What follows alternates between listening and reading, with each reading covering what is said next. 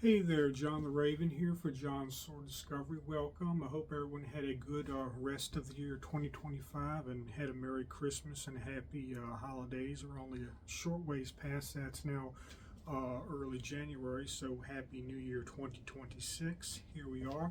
And starting out the new year, I'd like to talk about this interesting piece in a class of both fighting knives and short swords, frequently known as the Western world as the Khyber knife, or less commonly sometimes the Khyber sword, as many surviving examples of these are in short forms, size and proportion.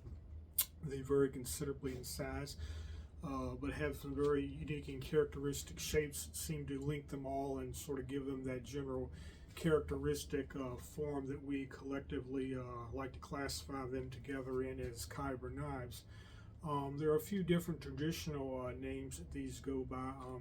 The most normal one, I believe, is normally pronounced Charay or Charay, but I've also heard some people pronounce it Charay. There are a few different spellings as they come into modern English spelling, but it's usually Chary.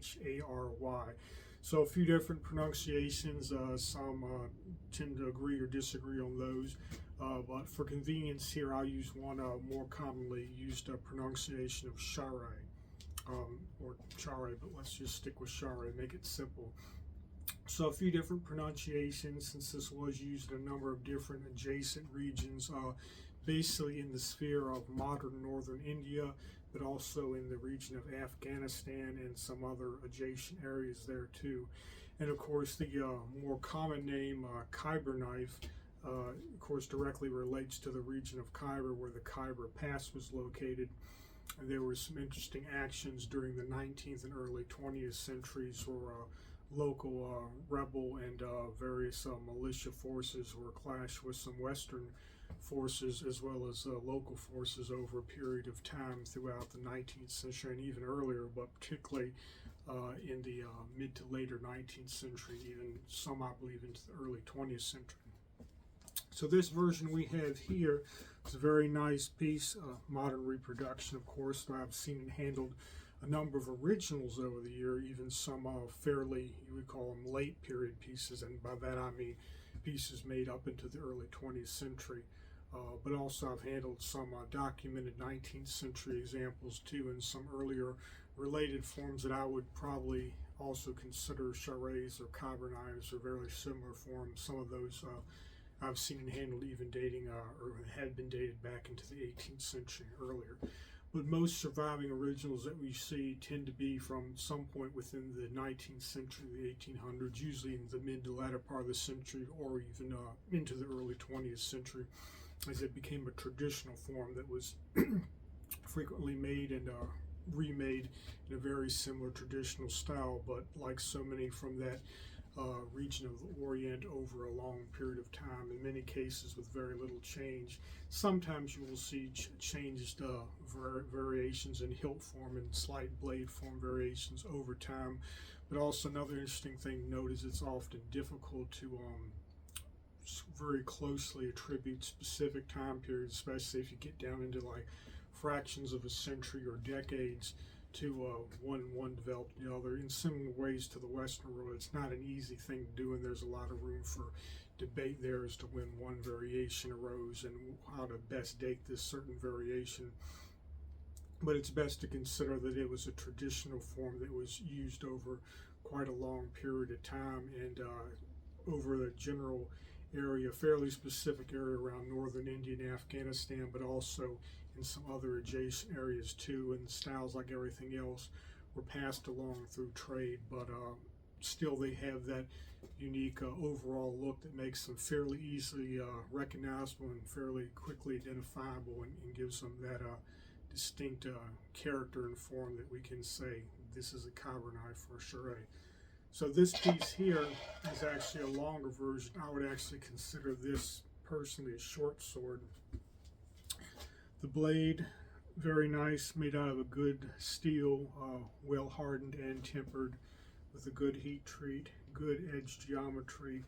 I would say the blade is probably just under 24 inches, probably more like 22 inches long approximately.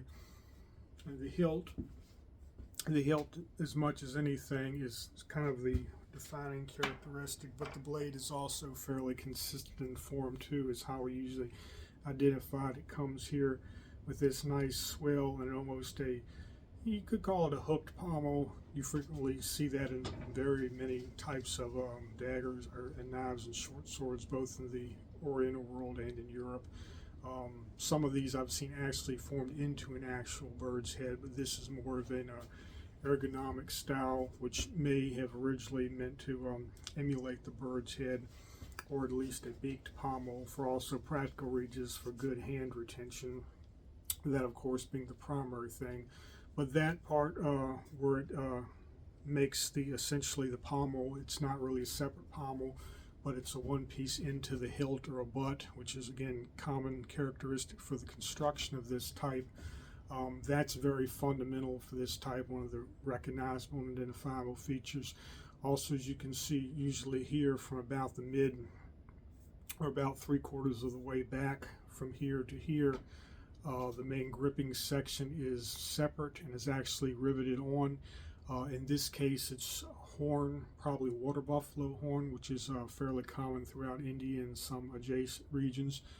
But sometimes you could see polished wood or bone or other things. It is in the form of scales, which are riveted on. The lower portion here is solid bronze or brass, again in two pieces attached, and with this nice brass covering on the spine, which is not only fairly typical but not universal for this style of weapon. Sometimes they don't have it, but you see these on a great number of different kind of fighting knives and swords, and even some traditional multi-purpose knives, as well as sabers. They start becoming common throughout the 17th century. You can see them a bit earlier, but then progressively in the 18th and 19th century across a very large geographical range, again from this portion of the Oriental or Indo-Persian world in India all the way into Eastern Europe. In an earlier video we showed that on the Khyber saber, where that feature is known on some surviving examples. So that becomes a fairly common feature across a large geographical region, across a number of different hilted weapon types, but particularly sabers, single-edged weapons, various kinds of short swords. So that's something you see as a construction method that is fairly widespread during and across that time period, but again across a large geographical range that spread and was common throughout for those period of a few centuries. This sort of a bolster, which is integral here to, we'll call it the lower hilt. I'm going to say lower in this case, as it adjoins the base of the blade near the fort. Very rudimentary bolster, I'm going to call it that in this sense, as it's not exactly a true guard usually in the popular sense. As you can see, it doesn't really do much to protect the hand. Now some versions do. Some versions in fact have a nice feature that extends over here to protect the fingers from the sliding business end of another weapon, particularly the edge of another blade or saber or sword, as well as continuing to keep your hand from sliding up. But this form does the second perfectly well, keeps your hand from sliding up and into danger and keeps it firmly in place. So there's some variety in forms of that guard there too, from this relatively simple bolster type to a more developed guard, which you do see on some examples, though more rarely. That's fairly less common in surviving examples. This nice long blade, broad at the base, profile tapering to getting fairly narrow, but still at the sweet spot, enough width for a good slash or cut, but then tapering to a nice, fairly strong, good thrusting point. Very good thrusting point. Nice profile taper, and this actually has a decent little distal taper too. Not too great, because again this is a short sword, and as I'll mention in other videos, depending very much on the type, all the factors considered, blade profile and shape, hilt size and shape. With short swords in particular, typically you want less distal taper, but still some.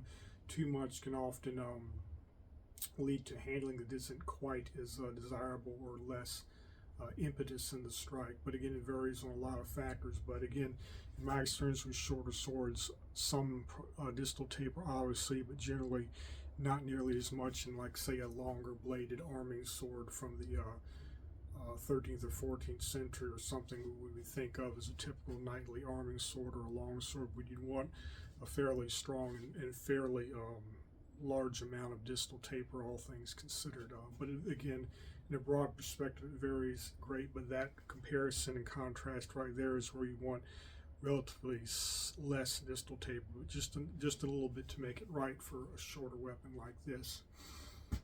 But again, in this one, you have a slightly interesting little sort of step down in the blade cross section and the blade geometry.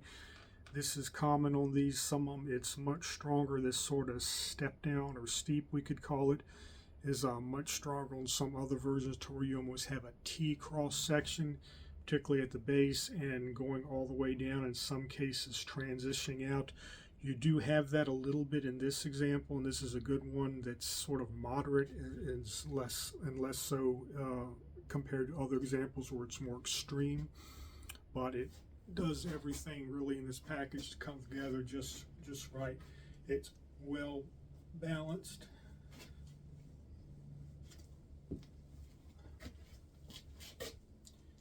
Very well balanced for its size and its shape and form. Very good in the slash and the thrust. And it's also to remember that armor was still worn even by some infantry, whether they're proper military forces or militia during this period. That sometimes, it's not always, but mail coats and other earlier forms, whether they were newly made or older, were still carried by various forms of militia and rebels and what we might call irregular fighters during this period. And this is very well capable of good thrusting potential, and I would argue it definitely has some armor piercing potential too. Also very likely able to pierce or penetrate some mail. I believe that's very likely with this particular example, as well as others with an even more acute point, and some with an actual more of a reinforced point, which some original examples of these Khyber knives, and as well as some similar cousins to these at the time, had even more reinforced points that were very specifically and obviously meant to pierce certain forms of armor, like certain types of mail. But this one, I feel, could, in the right hands, would do that as well. So very good thrusting and penetrating potential. Good retention here, even for a elongated swing where you extend the grip and grip far back near the pommel, or more in the middle where your primary gripping area would be. So overall, quite nice. Comes with a good, simple, but fairly traditional scabbard. These are similar to how some of the originals would have been. Some were more elaborate. Some had a wood core. This particular one doesn't, but it's fairly traditional and simple, but well made, with its brass or bronze throat and shape. And that pretty much sums this up. A unique piece, an effective piece from that section of the world. In the future, we'll discuss these and similar types more. For now, thank you. Hope you enjoyed it. Remember to hit the like and subscribe button, and we'll see you next time for more John's Sword Discovery. See you then. Bye-bye.